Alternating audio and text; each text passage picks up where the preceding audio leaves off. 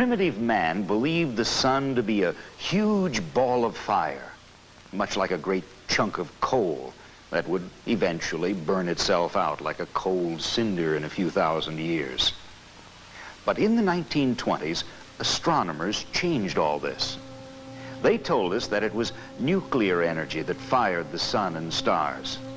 Our sun is really a star, not just an ordinary furnace sending out light and heat, but a huge nuclear furnace that will burn and produce great amounts of radiant energy for millions and millions of years. The sun generates 90% of its energy in its core. Every second, 564 million tons of hydrogen are converted to 560 million tons of helium. The remaining 4 million tons radiates away each second as heat and light, like the sunlight we saw streaming through our ceiling a moment ago. The sun will continue to burn itself at this rate for billions of years to come, changing hydrogen to helium. It does this by thermonuclear burning, fusion if you will, a process that literally is the ultimate source of energy in the universe. In the sun's core, subatomic particles are racing about at incredible speeds, creating a sort of atomic pudding. As they rush about, they bump into one another. Sometimes they bump hard enough so they can't pull apart again. They fuse, and some of their mass is changed to energy. Here on Earth, fusion researchers have been trying for 20 years to imitate the sun. The high temperatures in the sun would burn any metal to a hot, scalding gas. Everything we know of will melt by about 6,000 degrees Fahrenheit.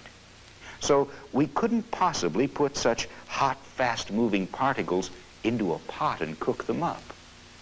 And that's the crux of the fusion problem here on Earth. How to keep a group of hot particles in one place without a pot. The fuel for fusion is in common water, the heavy hydrogen that exists in all the world's oceans. Man, figuratively, lives on an ocean of energy. Here are 2 gallons of water. There's a little less than 1/100th of an ounce of heavy hydrogen in here, costing only a few cents to extract it from the water. Fusion reactions occurring in that quantity of fuel would produce the same heat energy as the combustion of 2 tons of coal, or the burning of 300 gallons of gasoline. 1 pound of fusion fuel would produce 40 million kilowatt hours of electricity, enough electricity for 20,000 people for a year. Fusion researchers are trying to liberate some of the energy that holds the nucleus together. Remember, we're working with charged particles, a group of extremely high temperature particles called a plasma, the 4th state of matter. Let's look at one of the more practical fusion reactions, one that occurs more easily than any other. This white ball represents a deuterium nucleus, a form of hydrogen, the most common element in the universe.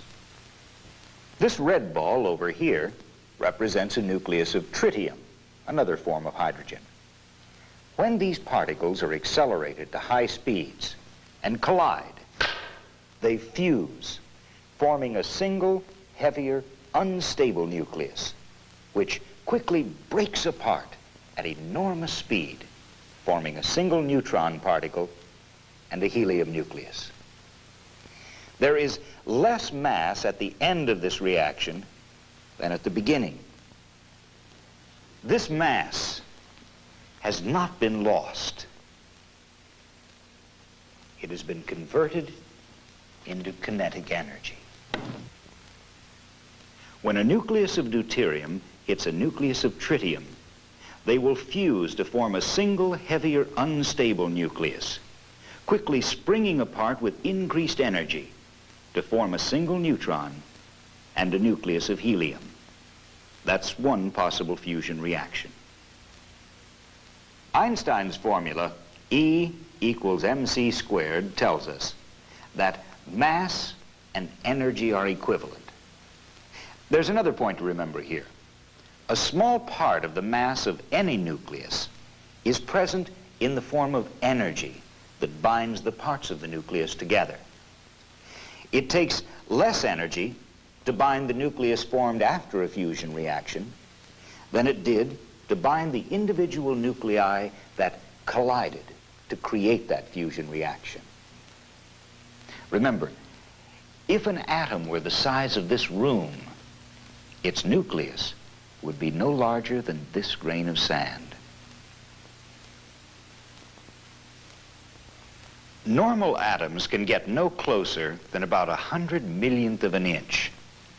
This is because their outer electrons would touch. That may not seem like much space, but it does keep the nuclei apart.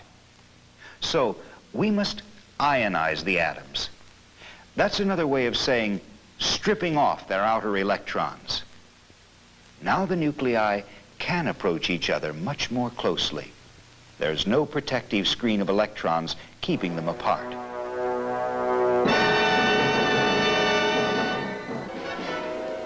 The sun uses its enormous gravitational pressures to squeeze the particles extremely close together.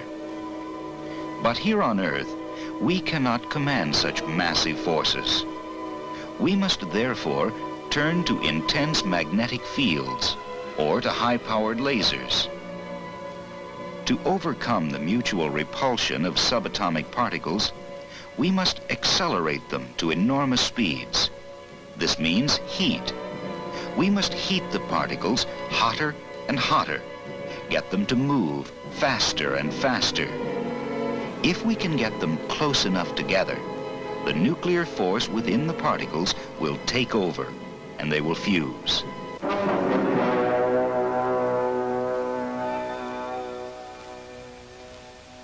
Making a plasma is easy. Every time we turn on a fluorescent light, we make a plasma. But as far as fusion researchers are concerned, these plasmas are too cold. Our laboratory plasmas must approach 100 million degrees centigrade. Fusion is heating and confinement, preventing these hot particles from coming in contact with anything solid. Once a hot plasma touches anything, it cools off. It ceases to be a plasma. The problem is not one of preserving the container, but rather one of preserving the plasma. Here's a group of balls representing charged plasma particles. They are more or less moving at random with no particular direction to their motion. When we apply a magnetic field to these charged particles, their electrical charge forces them to spin or spiral along the lines of magnetic force. The magnetic field has given the particles invisible backbones. The negatively charged particles spiral in one direction. The positively charged particles in the opposite direction. As they travel on their helical paths, the particles will occasionally collide with other particles. When this occurs, the particles scatter or jump from one field line to another, eventually drifting out of the center of the magnetic field to diffuse to the walls of the container. Researchers have used a number of different shapes to confine plasma particles. One of these shapes has been a magnetic mirror. Here's a hollow piece of straight plastic tube. It's wrapped with electrical windings that create the magnetic field. We pump most all of the air out. Then we inject our fuel into the tube, apply an electrical potential and a magnetic field. This field forces the charged particles toward the center of the tube, creating a small diameter plasma about the size of a garden hose. To prevent the particles from escaping out the ends of the container, we place strong magnetic fields here at each end. These strong magnetic fields act as mirrors. As the particles approach the ends, they face a more powerful magnetic field than the one in the middle. This turns them around, and they bounce back toward the other end in a kind of ping-pong fashion. We call these devices mirror machines. Despite all these considerations, some particles do get lost out the ends. Now, we can design a device that has no ends. We can turn the ends of this tube upon themselves to form a circle or donut. We call this shape a torus. And many research bottles are of such shape, including tokamaks.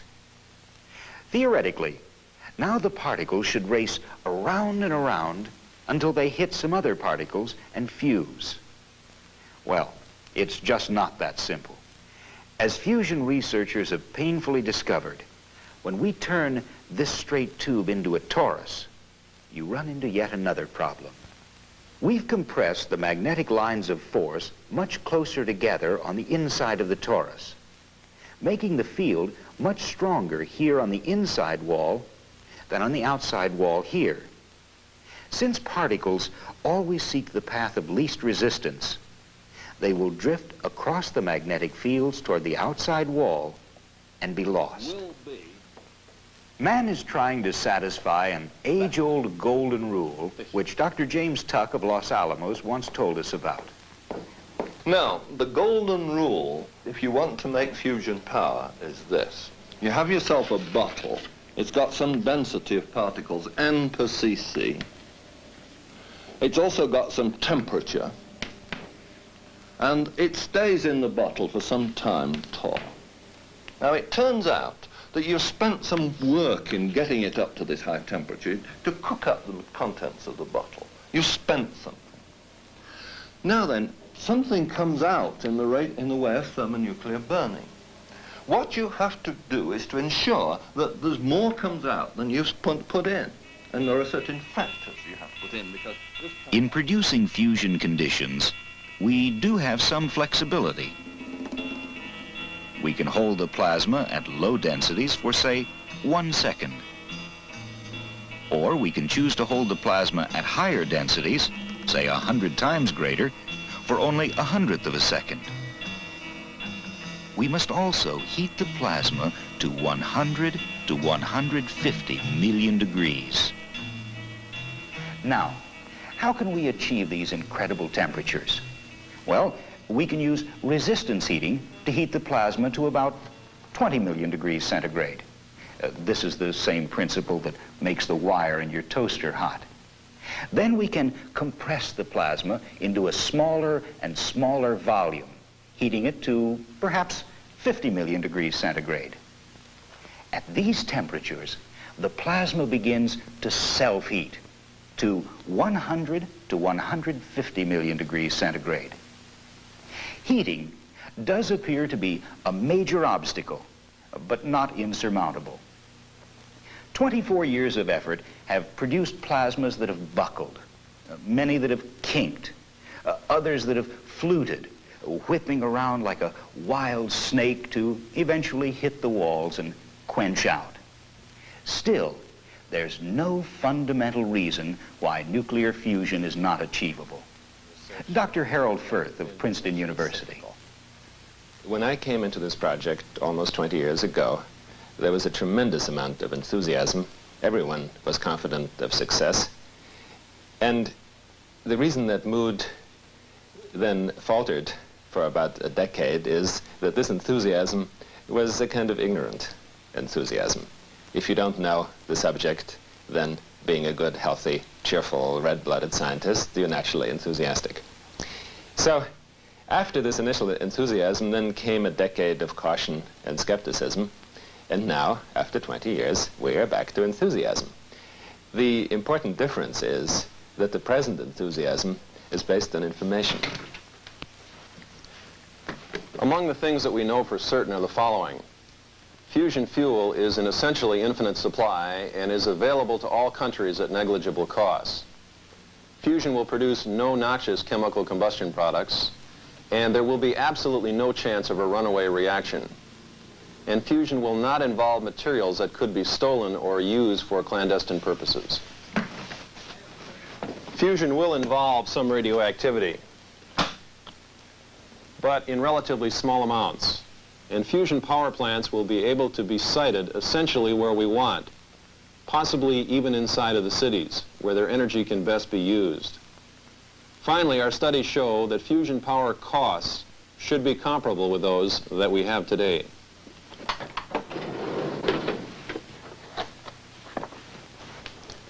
Fusion research and development problems are very complex.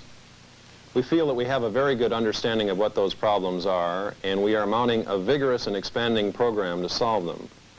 Later this decade, we expect to achieve a major program milestone, the creation of reactor-like conditions in a hydrogen plasma. At this laboratory, fusion research started some 20 years ago. And it seems that one's professional life can be equated to the many machines that he has worked on. At the present time, we're rather preoccupied with our latest device, the Princeton Large Torus. The Princeton machine is a donut-shaped torus called a tokamak. It's a significant step up in size, confining a plasma that's about 3 feet across. To demonstrate fusion, the plasma must reach 100 million degrees. These Princeton researchers hope to raise their plasma temperatures into the 20 to 50 million degree range, push their confinement times up to 1/10 of a second or so. Their biggest job? Keeping the plasma from shifting up or down, from bulging or expanding, not allowing the plasma to hit the walls of the container. The performance of the Princeton machine promises to be a gold mine of information on the tokamak principle. Its success will tell fusion researchers just how big a step they must take toward the design of a large deuterium-tritium burning machine. Our initial motivation for building ORMAC, the Oak Ridge tokamak, was to find out how the donut-shaped plasma cross-section behaves as it's made fatter and fatter. ORMAC has a cross-section of about 18 inches. We began experiments in 1972, which confirmed our expectation that plasma confinement is indeed better in a larger device. The second phase of our experiments began in 1973, when we started using neutral beams to heat the plasma to higher temperatures. Right now, we have heated the plasma ions to a temperature of about 6 million degrees C and have confined the plasma for about 1/100th of a second. We hope to increase these numbers. Much of our work at Oak Ridge and other fusion laboratories is aimed at determining scaling laws, so that when we design and build fusion test reactors, we'll have a better idea of plasma behavior in these large systems. I've been at this game here in Livermore since 1953. That's over 20 years. I've worked on several experiments, including Toy Top, 2X1, 2X2, and now we're on the air with a new machine, 2X2B. The Livermore machine is the largest, most advanced mirror device in the world. A new heating system has been added, pushing the temperature of the plasma to 40 million degrees. The theory behind the mirror approach is to bounce the plasma particles back and forth many times before they are lost out the ends of the machine. The plasma is now being held for about 1/1000th of a second, still too short a time. The plasmas created are also still too thin and too cold. But as larger and larger devices are built, these Livermore researchers believe the energies and confinement times will improve. Okay, that's great. Doesn't have much of an integral, but... That's right. Here at Los Alamos, our main approach is pulsed high-density systems.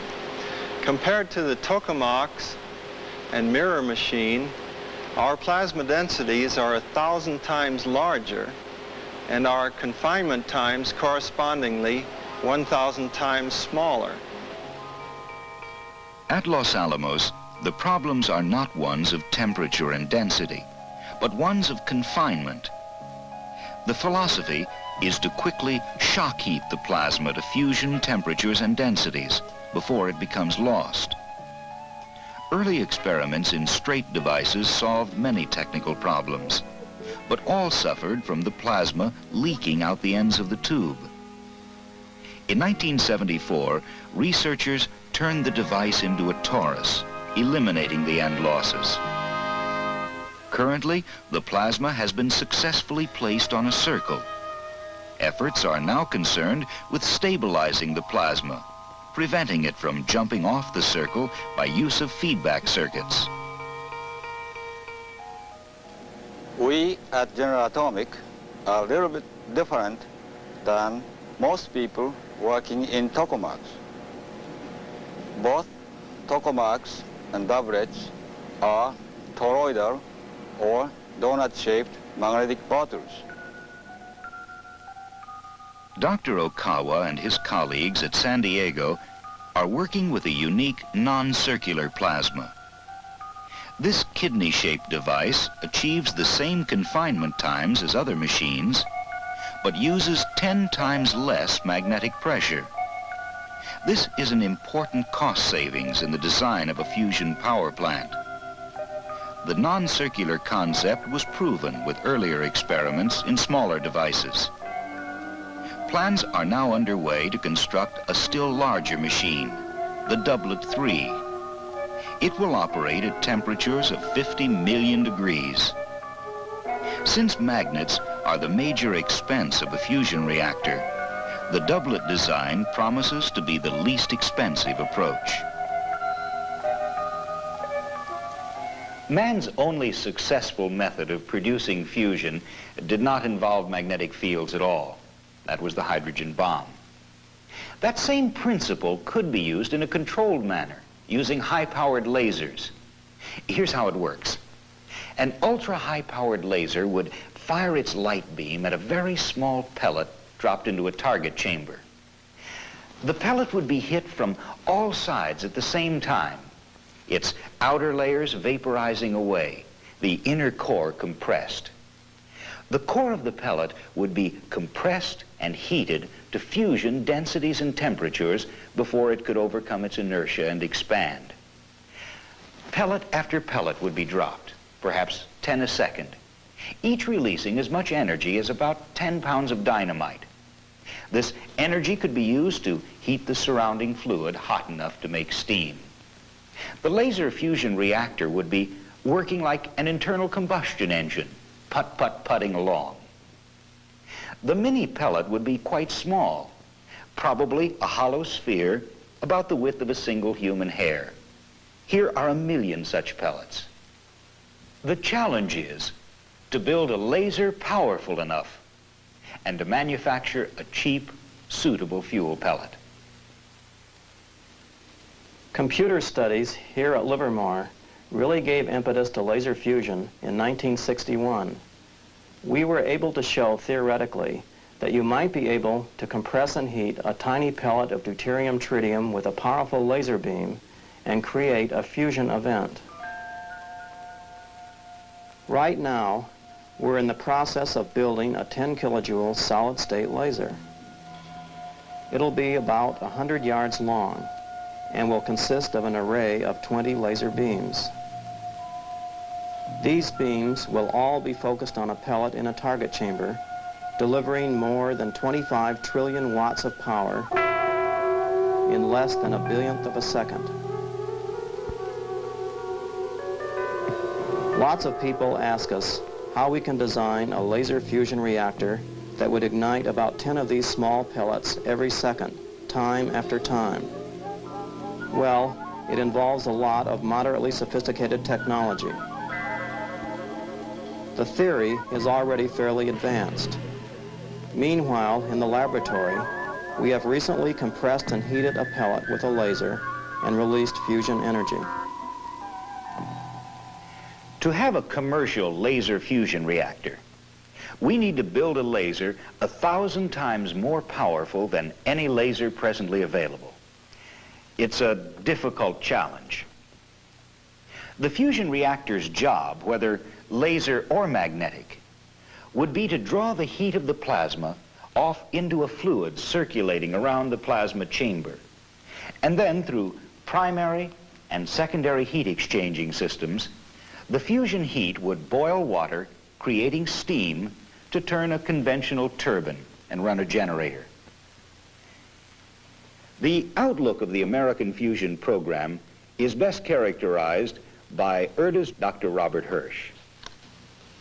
In the early 1980s, we expect to create many thermal megawatts of fusion energy for the first time. And in the late 1980s, we are aimed at producing the first electrical power from fusion. After we operate a fusion demonstration plant in the mid to late 1990s, fusion should then become a commercial reality, ready to begin to relieve our dependence on other energy sources as we start into the 21st century.